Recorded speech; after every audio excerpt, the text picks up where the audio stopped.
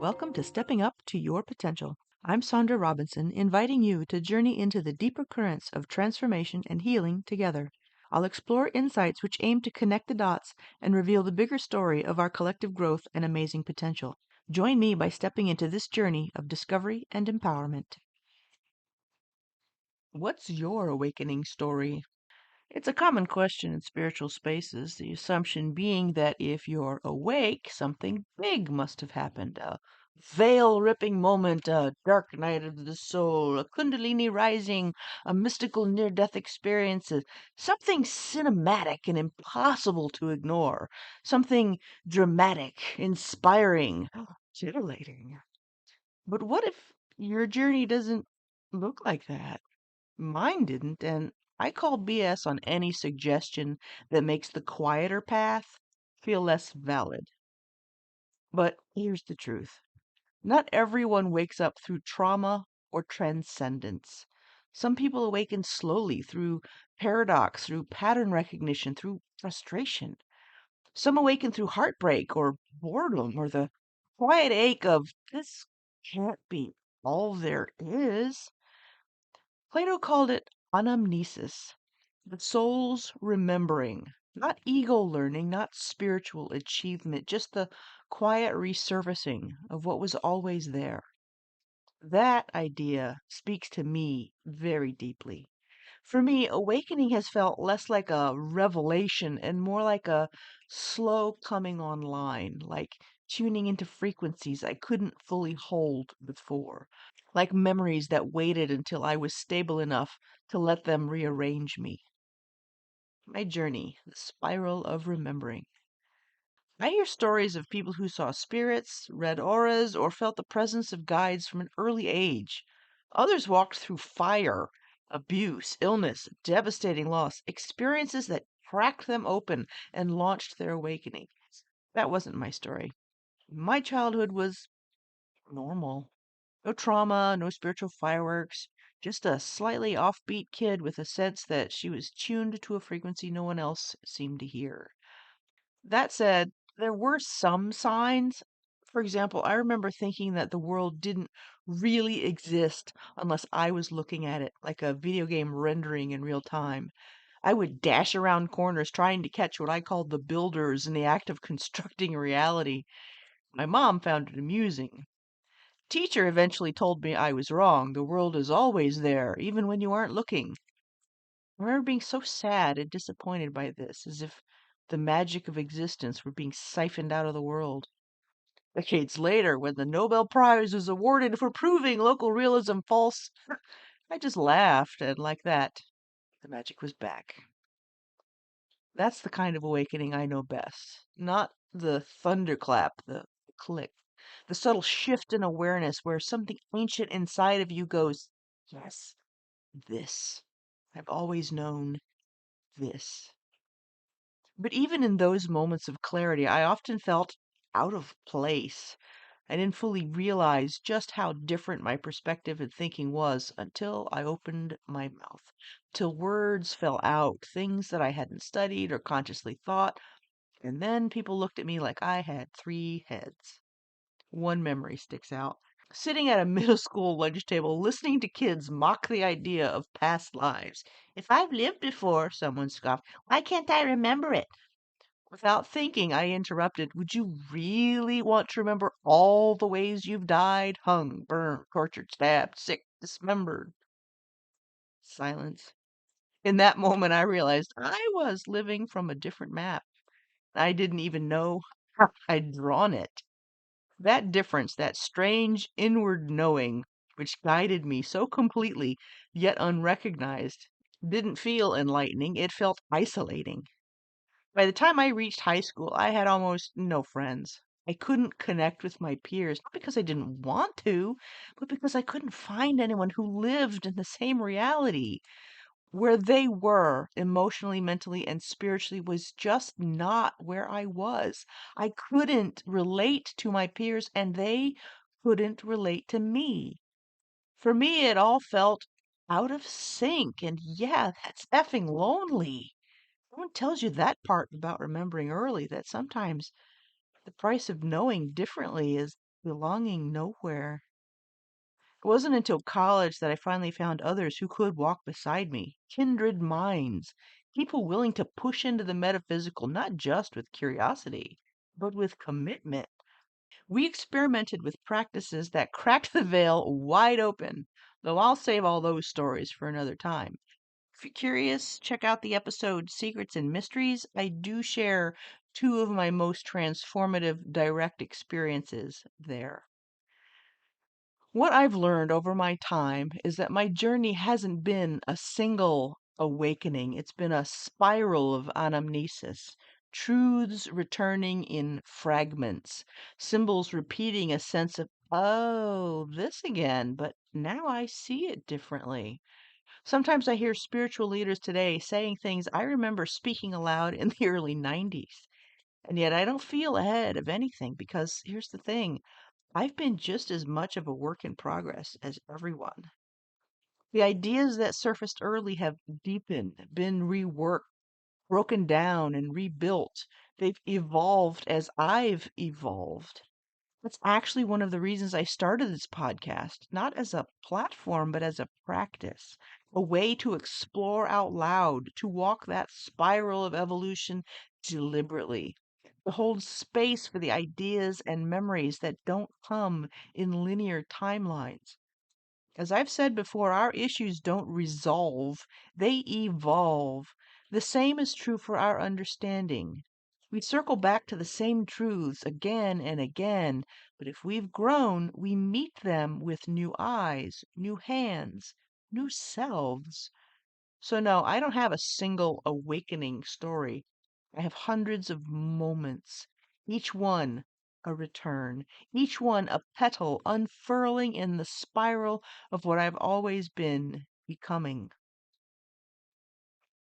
Whisper or hammer, choose. Some awakenings come like whispers, others arrive like a sledgehammer. When the ego is balanced, permeable, and attuned, soul truth can rise from within like morning fog lifting. The outer world may shift, but only because something deep inside has already stirred.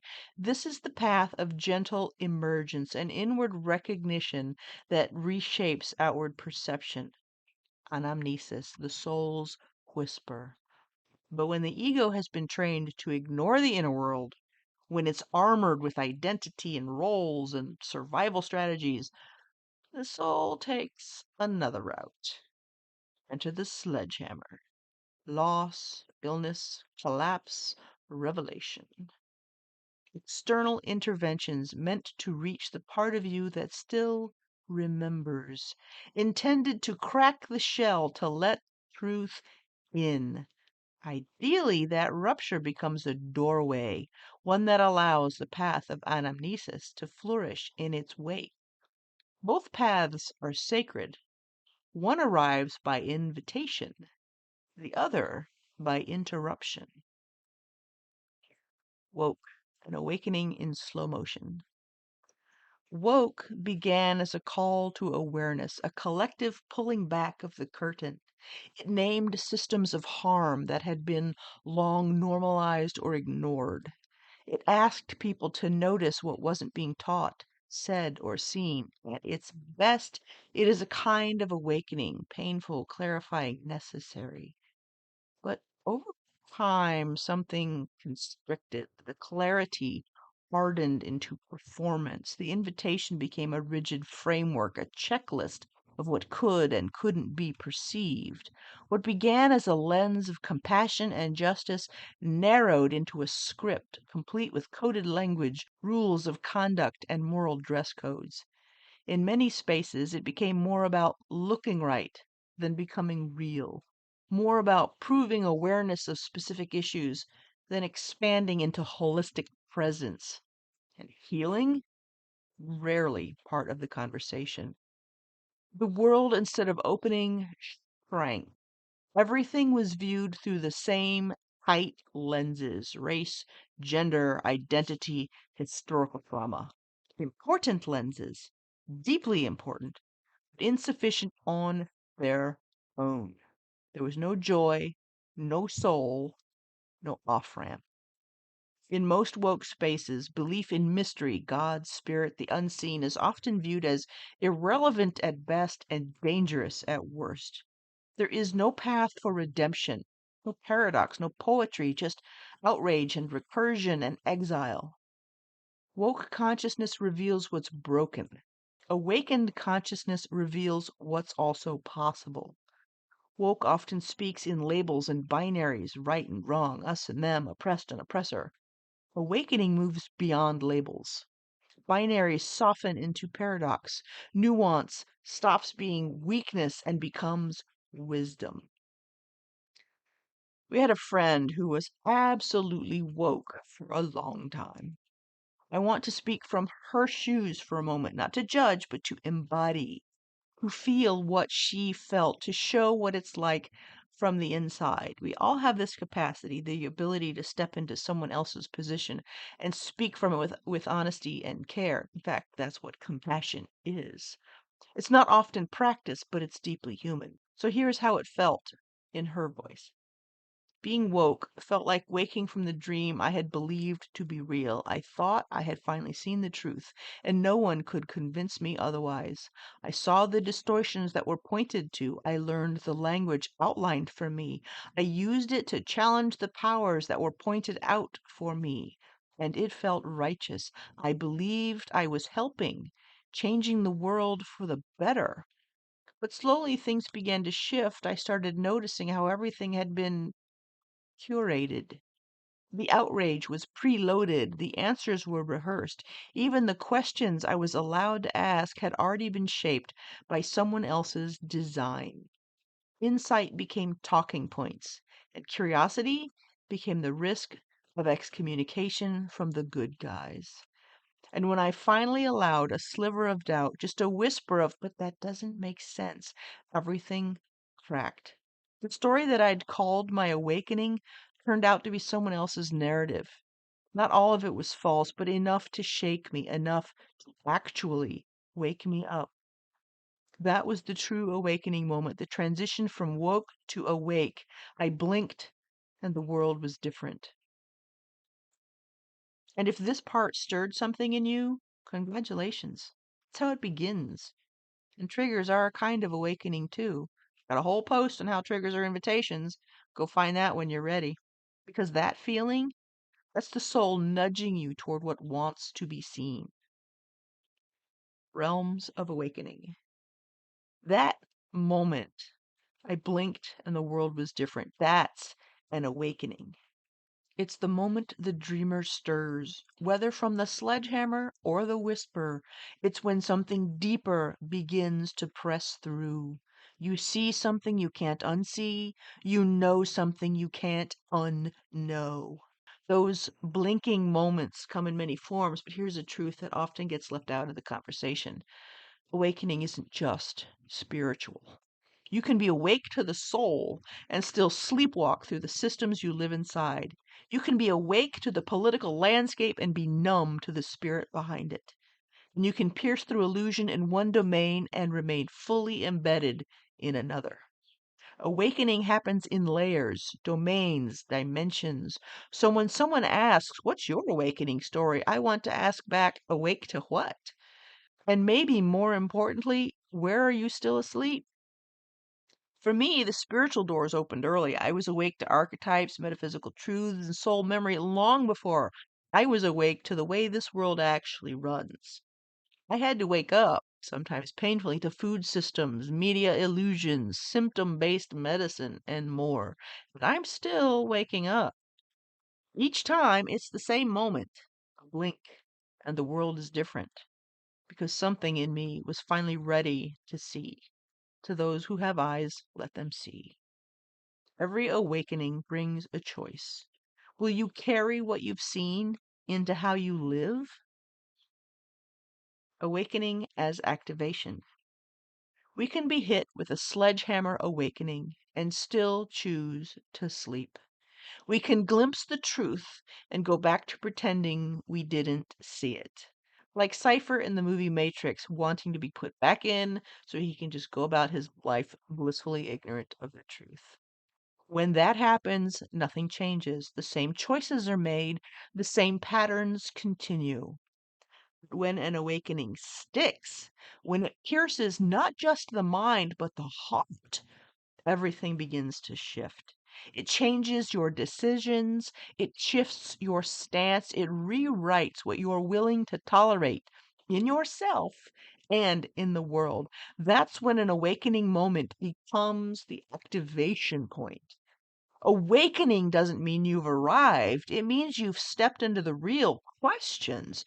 It invites inquiry, demands discernment, engages curiosity. It asks you to stay awake, to keep looking, to keep listening, to expand.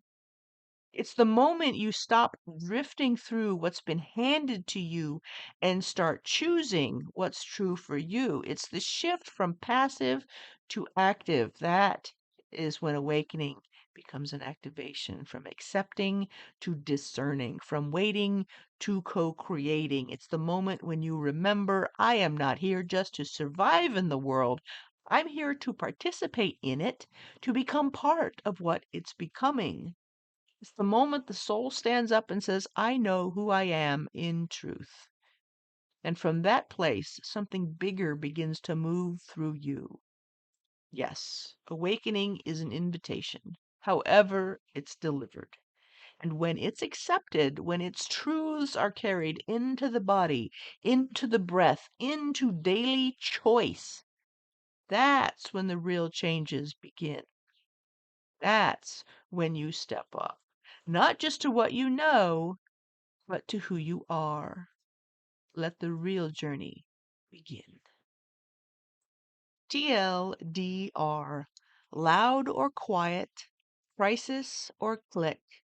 If your awakening leads to activation, it counts.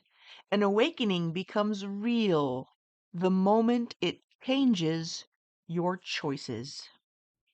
I hope today's episode brought you some inspiration and maybe even a light bulb moment. If it did, you can do me a huge favor by hitting like and subscribe. Think of it as sprinkling a little magic dust to spread the healing and transformation. This podcast is on iTunes, Spotify, Stitcher, and plenty of other platforms. You'll also find it on YouTube, with transcripts available at steppinguptoyourpotential.com. Until next time, keep stepping up. You got this.